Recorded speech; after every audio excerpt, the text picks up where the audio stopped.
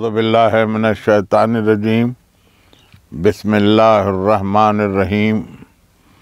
عزیزان گرامی، الحمدللہ پہلا عشرہ رمضان گزر چکا، ہم دوسرے عشرے میں داخل ہو رہے ہیں۔ آج رمضان المبارک کی 11ویں تاریخ ہے اور یہ آپ 11ویں تقریر سماعت فرما رہے ہیں۔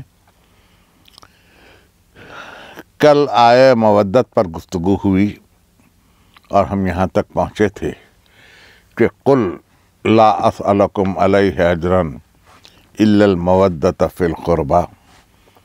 آج اس سے ایک قدم آگے بڑھا چاہتی ہے تقریر اور اس رخ پر ہم جانا چاہتے ہیں کہ محبت اسی وقت ممکن ہے جب جذبوں کی چھوٹ اور تابانی نفس انسان تک پہنچے۔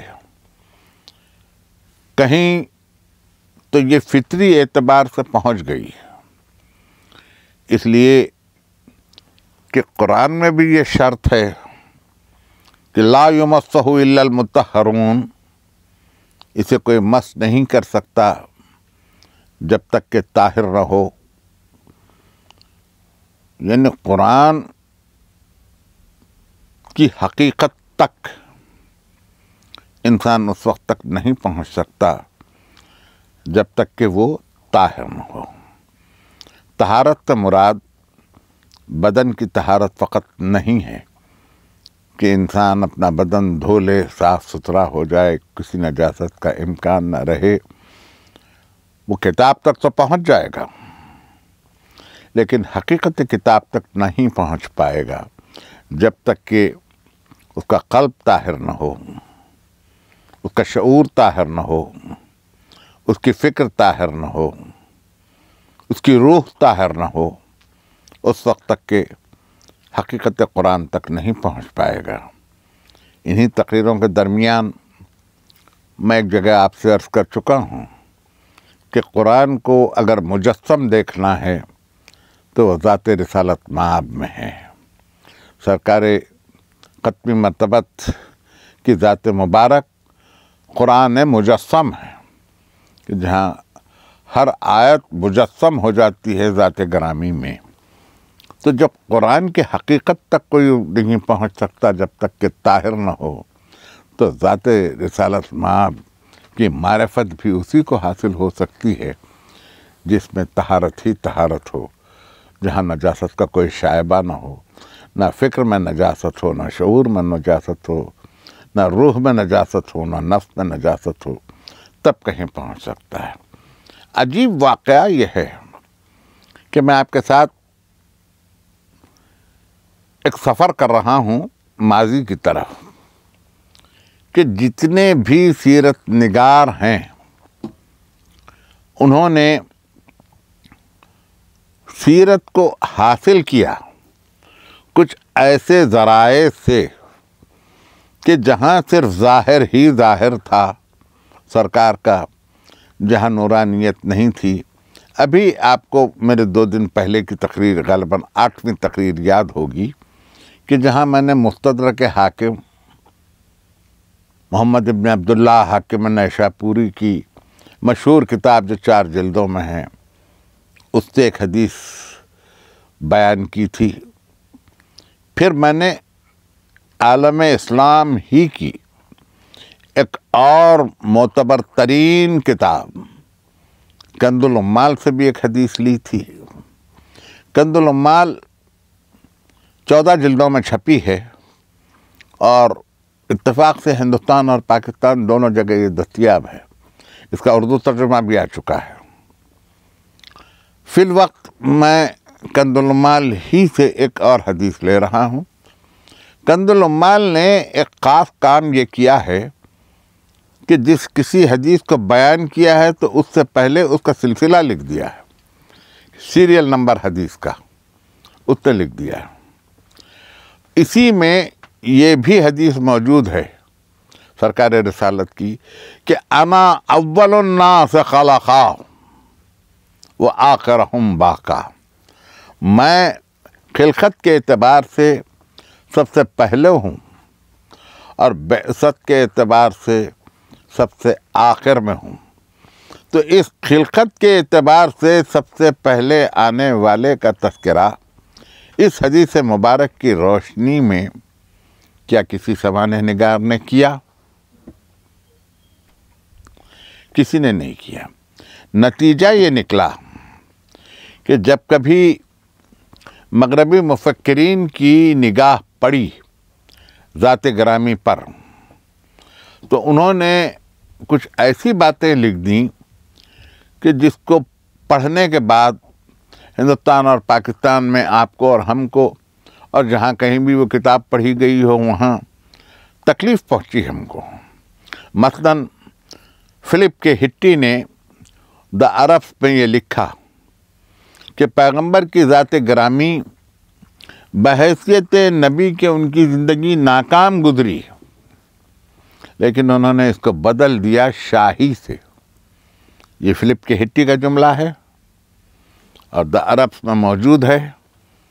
کتنی حیرت کی بات ہے، ہم کو کس قدر رنج ہوا کہ دنیا نے شاہی اور رسالت میں، نبوت میں کوئی فرق نہیں کیا۔ جب اس سے پوچھا گیا کہ تم نے ایسے کیسے لکھا تو اس نے صاف یہ جواب دیا کہ جو کچھ بھی مواد حاصل کیا گیا ہے وہ آپ ہی کی کتابوں سے حاصل کیا گیا ہے۔ اگر آپ ہم سے اس بات کی معذرت طلبی ہے آپ کی کہ ہم نے اس کو ریپروڈیوس کیوں کیا، پھر سے ہم نے دوبارہ اس کو لکھا کیوں، تو ہم معذرت خواہ، لیکن جو کچھ لکھا آپ ہی کی کتابوں سے لکھا۔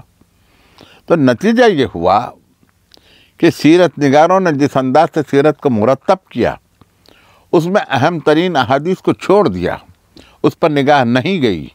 نتیجہ یہ ہوا کہ عصمت پہچانی نہ جا سکی اور پھر دنیا یہ پوچھنے لگی کہ عصمت کیا چیز ہے، جب تک کہ ہم آدم سے خاتم تک جتنے بھی انبیاء کا سلسلہ ہے باعتبار تذکرہ بنا بر مشہور 1,24,000 انبیاء کا، تو اگر ان کی عصمت کے قائل نہیں ہیں تو پہلی ٹھوکر تو یہی لگتی ہے کہ ہم اپنے کسی نبی کی عصمت کے قائل نہیں ہیں، جبکہ قرآن ہر نبی کو معصوم سمجھتا ہوا آ رہا ہے اور ہم نے اس سلسلے کو لے لیا۔ نتیجہ یہ ہوا کہ ہم سے سنبھالی نہ جا سکی سیرت اور ہم نے یہ لکھ کے رکھ دیا، جس کی وجہ سے لکھنے والوں نے بہت سارے گوشوں کو ایسے لکھا کہ جسے پڑھ کے بعد میں ہم کو تکلیف ہوئی۔ آج میں آپ کی توجہ اسی کنز المال سے، آج جتنی بھی گفتگو میں کروں گا میں کوئی اور کتاب ریفر نہیں کروں گا، میں آج صرف کنز المال ہی سے میں آپ کو سلسلے کو لے جاؤں گا۔ اس حدیث کا نشان ہے 250، وہاں سے 261 تک مختلف راویوں کی زبان سے سرکار رسالت آپ کا یہ ارشاد ہماری نگاہ میں آتا ہے کہ میں نکاح سے پیدا ہوا، صفا سے نہیں۔ یعنی یہ وہ نور تھا جو سلسلہ وار پاک صلبوں سے طاہر رحموں تک منتقل ہوتا رہا، اور یہ سب کے سب سجدہ گزار لوگ تھے، اللہ کی وحدانیت کے قائل تھے، یہ بت پرست نہیں تھے، یہ مشرک نہیں تھے، یہ کافر نہیں تھے۔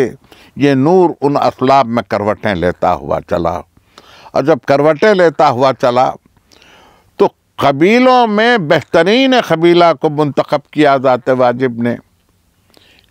ابراہیم کے بعد اسماعیل کو منتخب کیا، اسماعیل کے سلسلے میں کنعانہ کو منتخب کیا، کنعانہ کے سلسلے میں قریش کو منتخب کیا، قریش کے سلسلے میں ہاشم کو منتخب کیا، ہاشم کے سلسلے میں عبد المطلب کو منتخب کیا، عبد المطلب کے سلسلے میں عبداللہ کو منتخب کیا، اور ان کے بعد یہ نور ازل، یہ صبح ازل، یہ دانائے سبل، یہ مولا کل، یہ ختم الرسل، یہ اشرف المرسلین، یہ خاتم النبیین، یہ رحمت للعالمین، یہ عبد الموید، یہ رسول المسدد، یہ مصطفی الامجد، یہ طٰہٰ، یہ یاسین، سرکار رسالت میں آپ کی ذات گرامی ہے۔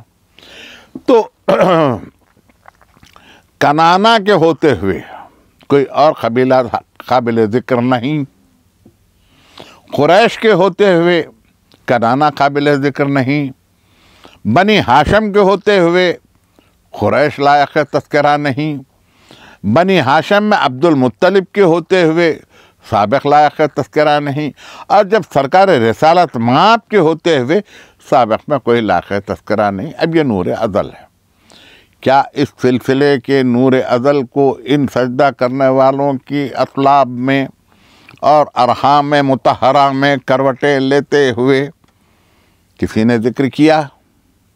جب لکھا 570 عیسوی تھی یا لکھا عام الفیل تھی، اس میں پیدا ہوئے، تو اس سے پہلے کی زندگی پر کسی نے کچھ نہیں لکھا۔ اس پر نہیں لکھا مداوت لک النبوہ والآدم بین الماء والطین، میں اس وقت بھی نبی تھا جب یہ آدم مٹی اور پانی کی منزلوں میں تھے، نہیں لکھا۔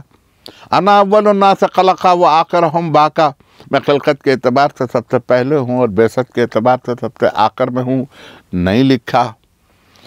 اور تو اور ایک حدیث اسی کنز المال سے لے رہا ہوں، آج میں کہیں اور سے نہیں لے رہا ہوں حدیث۔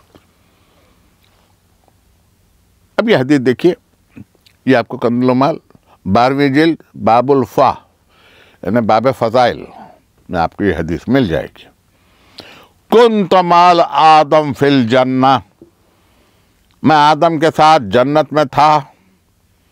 یہ میں کسی مخصوص فرقے کی کتابوں سے لے کے نہیں پڑھ رہا ہوں آپ کے سامنے یہ چیزیں، یہ میں مسلمانوں کی محترم ترین کتابوں سے پڑھ رہا ہوں، مسلمہ کتابوں سے پڑھ رہا ہوں میں۔ کنت مال آدم فی الجنہ، میں آدم کے ساتھ جنت میں تھا۔ کنت مال نوح فی الفلک، میں نوح کے ساتھ کشتی میں تھا۔ کنت مال ابراہیم فی النار، میں ابراہیم کے ساتھ نار میں تھا۔ اور جب یہ سلسلہ یہاں تک پہنچا تو ایک مرتبہ یہی کنز المال کا حوالہ، کوئی اور حوالہ نہیں۔ کم سے کم سوانح نگاروں کو یہ چاہیے تھا کہ ان احادیث کو لکھتے، اور جہاں جہاں میں تھا وہاں میرا نفس تھا، میں عقل کامل تھا، میرا نفس علم کامل تھا۔ تذکرہ کرنے والوں کو دونوں چیزوں کا تذکرہ کرنا چاہیے تھا، تو کیا توازن رہتا اس میں، کیا توازن رہتا، سیرت کتنی اونچی ہو جاتی، پھر لکھنے والے کو کہیں کوئی عیب نہ نظر آتا، کہیں کوئی نقص نہ نظر آتا، یہ نہ لکھتا کہ خطائے اجتہادی تھی، طائف کی طرف چلے گئے اور وہاں زخمی ہوئے، جسد مبارک پر چوٹ آئی، زخم آئے۔ خطائے اجتہادی کا لفظ نبوت کے ساتھ موضوع نہیں ہوتا، اس لیے کہ وہاں تو کوئی ان کی خواہش ہی نہیں ہے سوائے ذات واجب کی مشیت کے۔ وما ينطق عن الهوى، وہ بات ہی نہیں کرتے اپنی مرضی سے جب تک کہ مشیت نہ ہو۔ جب جو نبی بات نہ کرتا ہو بغیر مشیت کے، وہ اقدام کیسے کر سکتا ہے؟ نتیجہ یہ ہوا کہ یہ سیرت سنبھل نہ سکی، اور پھر ذرا سا ایک حدیث پہ میں آج گفتگو کر کے تقریر کو ایک موڑ پہ لے جانا چاہتا ہوں۔ اسے ذرا سا غور سے سنیے آپ کی، کہ فرمایا میری عمر کنز المال، میری عمر 10 برس تھی، 10 برس کی میری عمر تھی، مکے کے پتھر مجھے سلام کرتے تھے۔ میں شکر گزار ہوں آپ کا کہ آپ کس تحمل سے مجھے سن رہے ہیں۔ میری عمر 10 برس تھی، مکے کے پتھر مجھے سلام کرتے تھے۔ میں ان پتھروں کو پہچانتا ہوں جو مجھے سلام، 10 برس کی عمر تھے، ابھی نبوت بعثت نہیں ہوئی تھی، 10 برس عمر تھی، 40 برس نہیں، 10 برس میری عمر تھی۔ مکے کے پتھر مجھے سلام کرتے تھے۔ مکے والوں کو کیا ہو گیا تھا؟ پتھر مجھے سلام کرتے تھے۔ ملاحظہ فرما لیجئے، ابھی میں آپ کی خدمت میں اور 16-17 دن حاضر رہوں گا، کنز المال ملاحظہ فرما لیجئے، میں حوالے کے ساتھ تقریر کر رہا ہوں۔ پتھر میں تو یہ شعور ہے، میں عقل کی بات نہیں کر رہا ہوں، پتھر میں تو یہ شعور ہے کہ وہ نور نبوت کو پہچانے، اور کفار مکہ کو کیا ہو گیا تھا، مکے والوں کو کیا ہو گیا تھا؟ یعنی 10 برس کی عمر تھی، 40 برس کی نہیں۔ آپ نے فرمایا کہ پتھر، ممکن ہے کہ میرے کسی ناظر کو، ان تقریروں کو دیکھنے والوں کو یہ گمان گزرے کہ میں غلو میں کچھ کہہ رہا ہوں، عشق کی حرارت میں کچھ کہہ رہا ہوں، لیکن یہ بات میں آپ سے کہوں کہ ایک مرتبہ ایک بزرگ صحابی نے حجر اسود کو دیکھ کر یہ کہا کہ یہ پتھر بھلا کس کو فائدہ پہنچا سکتا ہے اور کس کو نقصان پہنچا سکتا ہے، لیکن میں مجبور ہوں، سرکار علیہ رسالت مآب اس کو بوسہ دیا کرتے تھے تو میں بھی اس تعصیب کے لیے مجبور ہوں۔ تو کسی نے کہا کہ یہ پتھر نہ نفع پہنچا سکتا ہے نہ نقصان، کہاں پتھر بھلا کیا نفع نقصان پہنچا سکتا۔ ایسے میں باب مدینۃ العلم تشریف لائے اور کہا آپ بتلائیے کہ کیا پتھر کسی کو نفع پہنچا؟ تو کہا کس پتھر کی بات کر رہے ہو، کس پتھر کی گفتگو کر رہے ہو؟ کہا یہی پتھر حجر اسود کی بات کر رہے ہیں۔ کہ اگر تم اس پتھر کی بات کر رہے ہو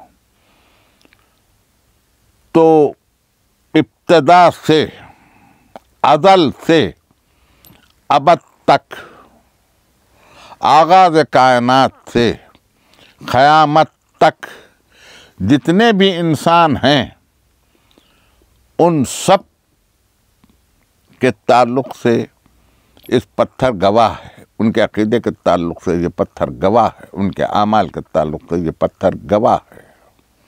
سب اسلام لانے کے بعد ہر ایک کے ایمان کا یہ پتھر گواہ ہے، اور جب قیامت کے دن اس پتھر سے گواہی لی جائے گی، اگر یہ پتھر گواہی نہ دے تو کیا ہو؟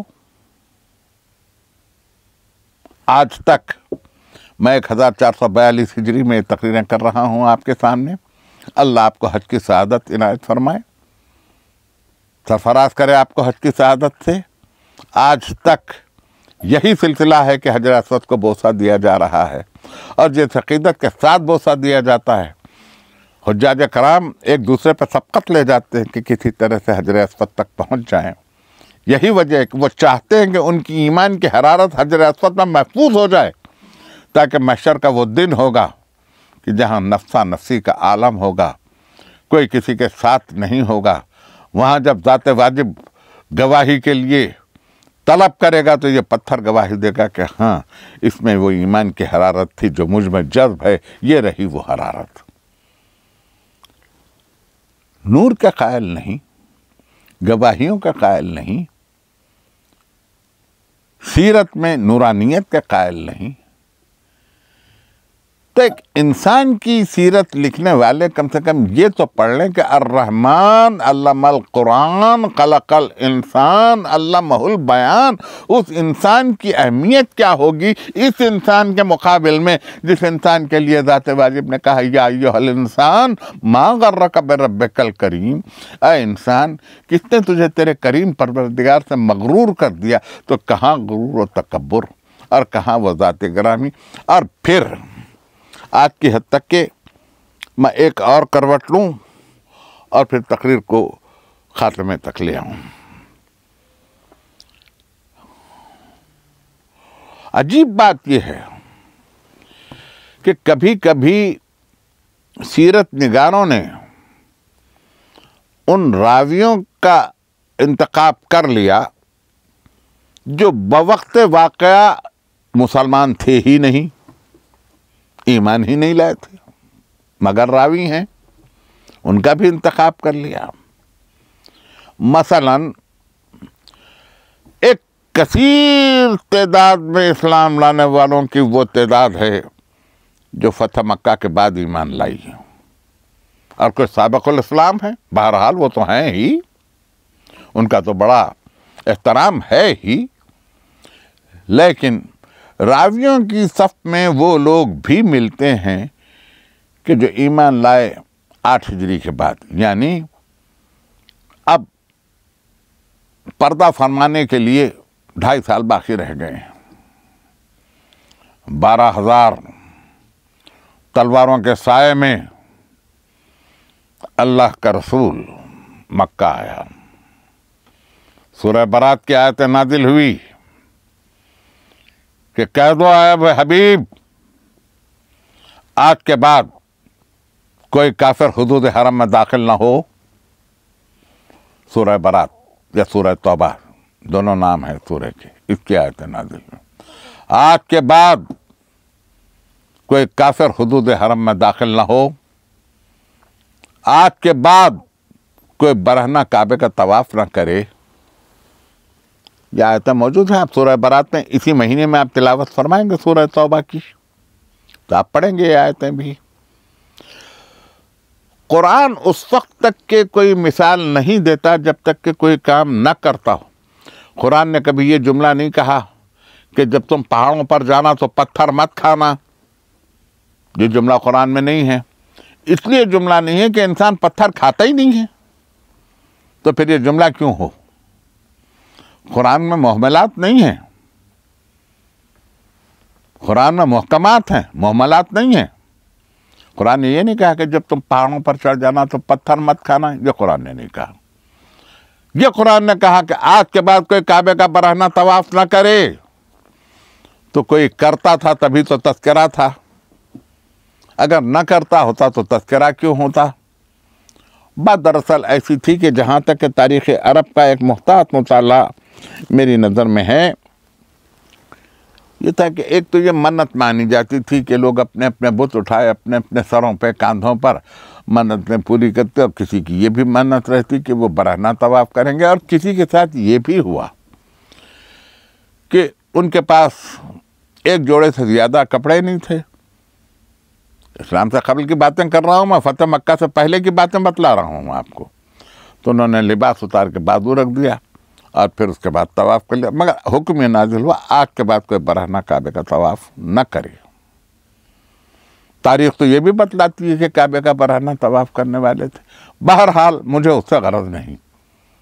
12,000 تلواروں کے سائے میں اللہ کا رسول مکے کی فتح کے لیے آیا. وہ کھچی ہوئی تلواریں، وہ ان تلواروں کا جلال، وہ مسلمانوں کا جوش و خروش. اب تو مکے والے گھبرائے. ایسے میں ابو سفیان حضرت عباس ابن عبد المطلب کی خدمت میں پہنچ کے کہا کہ عباس تمہارے بھتیجے کا ملک تو بہت بڑا ہو گیا. آپ میرے اس جملے پہ توجہ فرمائیں. یہی جملہ ہے. تو حضرت عباس ابن عبد المطلب نے بگڑ کے کہا تو اس کو ملک کہہ رہا ہے، یہ نبوت ہے. تو کہا اچھا یہ نبوت ہے؟ کہا ہاں یہ نبوت ہے. تو کہا چلو میں کلمہ پڑھتا ہوں. یہ ہے تاریخ ابو سفیان کے اسلام کی 8 ہجری. 8 ہجری کہ اس وقت بھی ملک میں اور نبوت میں اہل مکہ کو تمیز نہیں تھی، مگر کھچی ہوئی تلواروں کے جلال میں اسلام قبول کیا گیا. اب اس کے بعد میں سمانح تو آگے رکھ رہا ہوں. آج کی حد تک میں ایک جملہ آپ تک کے پہنچانا چاہتا ہوں. 60 ہجری 11 ہجری میں سرکار کا وصال، اور 60 ہجری یہی ابو سفیان کا پوتا تخت نشین ہوا. تو اب وہ جو ملوکیت پہ نگاہ تھی، یہاں سے ملوکیت کا جو آغاز ہے، تو یہ ملوکیت کا آغاز بنی امیہ کے بعد بنو عباس میں ہے، بنو عباس کے بعد آل سلجوق میں ہے، آل ساسان میں ہے، ترکی تک کے یہ سلسلہ پہنچا. سیرت کے نقوش تو وہیں رہ گئے، ملوکیت کے نقوش یہاں تک پہنچ گئے. میری تقریر شفاف پانی کی طرح صاف ہے، میں حقائق عرض کر رہا ہوں. ایسی صورت میں جب تاریخ کے لکھنے والوں نے یہ سب کچھ دیکھا تو انہوں نے فتوحات کا تذکرہ کیا. یہ مسلمانوں کی فتوحات تھی، اسلام کی فتوحات نہیں تھی. اسلام کی فتوحات اور ہیں، مسلمانوں کی فتوحات اور ہیں.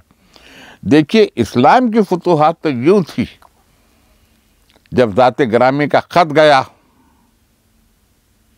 تو محبت ایمان کی حرارت جوش میں آئی.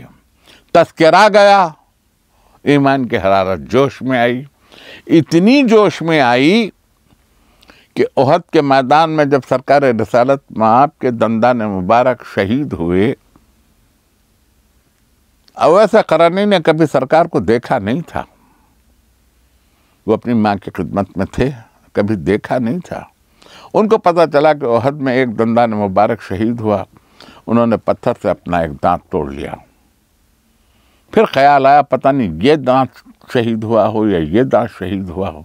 انہوں نے دوسرا دانت توڑ لیا، تیسرا توڑ لیا. اس طرح سے انہوں نے اپنے پورے دانت شکستہ کر دیے، اس خیال سے کہ سرکار کا نہ جانے کون سا دانت. یہ ہے محبت.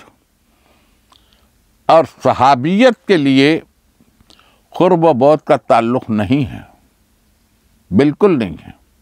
اویس قرنی نے کبھی رسالت مآب کو دیکھا نہیں، لیکن سرکار نے کہا وہ میرا صحابی ہے. یعنی فاصلوں کی قید نہیں ہے. قربتوں کے لیے قلبی واردات قلبی کے لگاؤ کی ضرورت ہے، بدن کے تقرب کی قید نہیں ہے. اس اعتبار سے جہاں محبت قدر مشترک ہو جائے اور محبت کے جلوے کی تابانی پڑتی رہے، تو پھر اس کے بعد تو آپ یہ ملاحظہ فرمائیں گے کہ یہی محبت اسلام ہے، یہی محبت تسلیم ہے، یہی محبت تصدیق ہے، یہی محبت یقین ہے، یہی محبت ایمان ہے.